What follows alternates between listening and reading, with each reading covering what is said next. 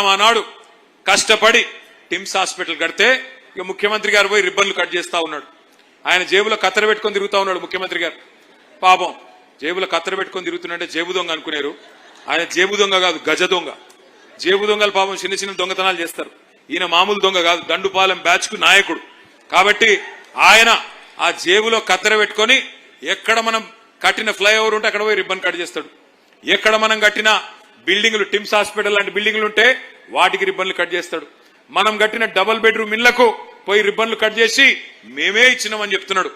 నేను ఈ వేదిక ద్వారా, కూకట్పల్లి వేదిక ద్వారా అడుగుతా ఉన్నా రేవంత్ రెడ్డి గారిని, అయ్యా రేవంత్ రెడ్డి గారు, ఇందిరమ్మ ఇండ్లు అన్నావు కదా, ఇందిరమ్మ ఇండ్లంటివి కదా, ఎస్సీ ఎస్టీలకు 6 లక్షలు ఇస్తా అన్నావు, మిగతా వాళ్ళందరికీ 5 లక్షలు ఇస్తా అన్నావు. హైదరాబాద్ మహానగరంలో ఒక్క ఇందిరమ్మ ఇల్లు నువ్వు కట్టినట్టు చూపెడితే, ఒక్క ఇందిరమ్మ ఇల్లు నువ్వు కట్టినట్టు చూపెడితే నేను శాశ్వతంగా రాజకీయ సన్యాసం తీసుకుంటా, దమ్ముందా రుజువు చేయని చెప్పి నేను వారిని ఇవాళ సవాల్ చేస్తా ఉన్నా. ఒక్క ఇల్లు హైదరాబాద్ మహానగరంలో ఒక్క ఇల్లు ఎక్కడన్నా కట్టినావా, దమ్ముంటే చూపెట్టు. ఉన్న ఇల్లు కూలగొట్టడం తప్ప కొత్త ఇల్లు కట్టే తెలివి లేదు. కానీ చెప్పుకుంటాడు నేను గుంపు మేస్త్రిని అని. గుంపు మేస్త్రి అంటే కడతాడా కూలగొడతాడా అమ్మా నాకు తెలియక అడుగుతా. గుంపు మేస్త్రి అంటే కట్టాలా. వీడెక్కడి గుంపు మేస్త్రి? ఉన్న ఇల్లు కూలగొట్టేటోడు, ఉన్న కొంపలు పూసుకునేటోడు గుంపు మేస్త్రి ఎట్లయితాడు? ఆలోచించండి. ఇంకొక మాట కూడా మీరు గుర్తు చేసుకోవాలని కోరుతా ఉన్నా. హైదరాబాద్ లో ఎట్లా రియల్ ఎస్టేట్ పెరిగింది, ఎట్లా ప్రజల సంపద పెరిగింది, మధ్యతరగతి ప్రజలది ఒక్కసారి గుర్తు తెచ్చుకోండి. ఒకవైపు 1 లక్ష డబుల్ బెడ్రూమ్ ఇల్లు కట్టుకున్నాం కేసీఆర్ గారి నాయకత్వంలో. అట్లాగే కొత్తగా బ్రహ్మాండంగా లింక్ రోడ్లు, అట్లాగే ఫ్లైఓవర్లు, అండర్ పాసులు, కొత్త రహదారులు, కొత్త ఫ్లైఓవర్లు, ఇవన్నీ కూడా 1 కాదు 2 కాదు 42 కట్టుకున్నాం SRDP ప్రాజెక్ట్ కింద.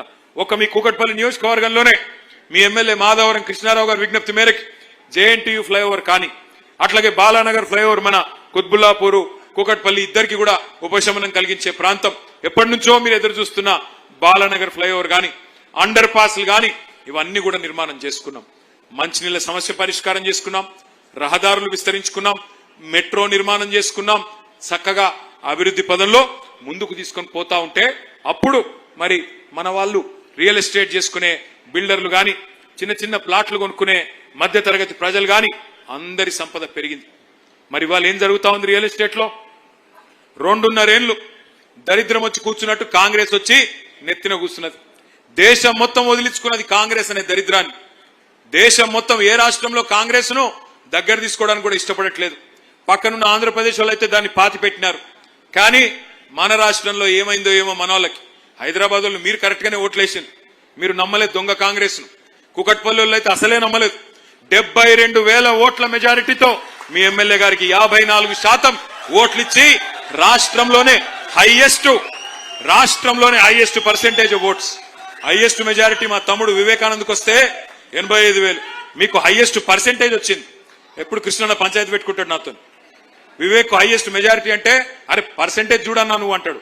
పర్సెంటేజ్ నీకే వచ్చింది కృష్ణన్న, ఫస్ట్ క్లాస్ లో పాస్ అయినావు, కంగ్రాట్స్ నీకు మీ కార్యకర్తలకు.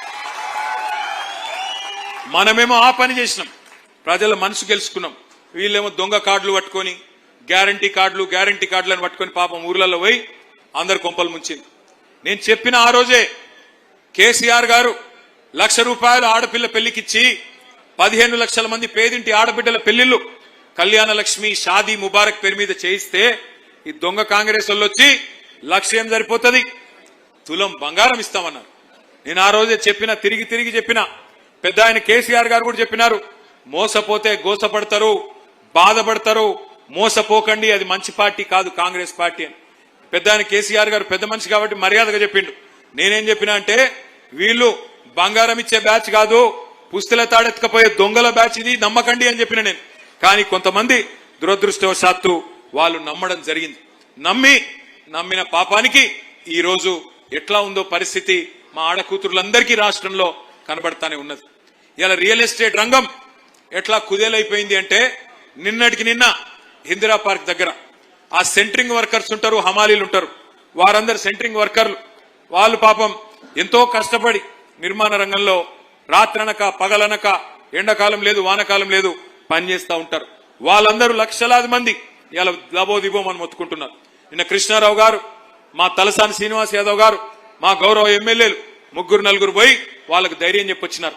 మళ్ళీ కేసీఆర్ గారు వస్తారు, మళ్ళీ నిర్మాణ రంగం పుంజుకుంటది, మీరెవరు భయపడకండి, మీ సమస్యలను కూడా మేం పరిష్కారం చేస్తామని చెప్పారు. వాళ్ళు ఇన్సూరెన్స్ లాంటి ఇంకా చిన్న చిన్న కోరికలు కోరుతా ఉన్నారు.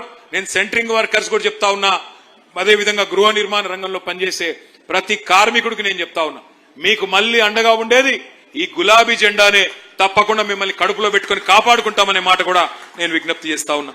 ఇక ఈ రోజు మనం ఈ కార్యక్రమం పెట్టుకోవడానికి ప్రధానంగా 2-3 కారణాలు ఉన్నాయి. ఒకటి, మీ అందరికీ తెలుసు, మన పార్టీ అధినాయకత్వం కేసీఆర్ గారి నాయకత్వంలో ఒక నిర్ణయం తీసుకున్నది. కొత్తగా సభ్యత్వ నమోదు కార్యక్రమం చేయాలి, కొత్తగా మళ్ళీ కమిటీలు వేసుకోవాలి. ఎందుకంటే మీ కుకట్పల్లిలో గతంలో 9 డివిజన్లు ఉండేది, ఇప్పుడు 15-16 డివిజన్లు అయినాయి. 15-16 ఎన్ని ఇప్పుడు 15 డివిజన్లు అయినాయి. మరి ఆ 15 డివిజన్లకి చాకుల్లాంటి యువ నాయకుల్ని, కొత్త తరాన్ని, కొత్త రక్తాన్ని బ్రహ్మాండంగా మళ్ళీ అధ్యక్షులుగా పెట్టుకుని కొత్త కమిటీలు వేసుకుని ముందుకు పోవాల్సిన అవసరం ఉన్నది. సభ్యత్వ నమోదు కార్యక్రమం జూన్ మాసంలో మనం ప్రారంభించుకోబోతా ఉన్నాం.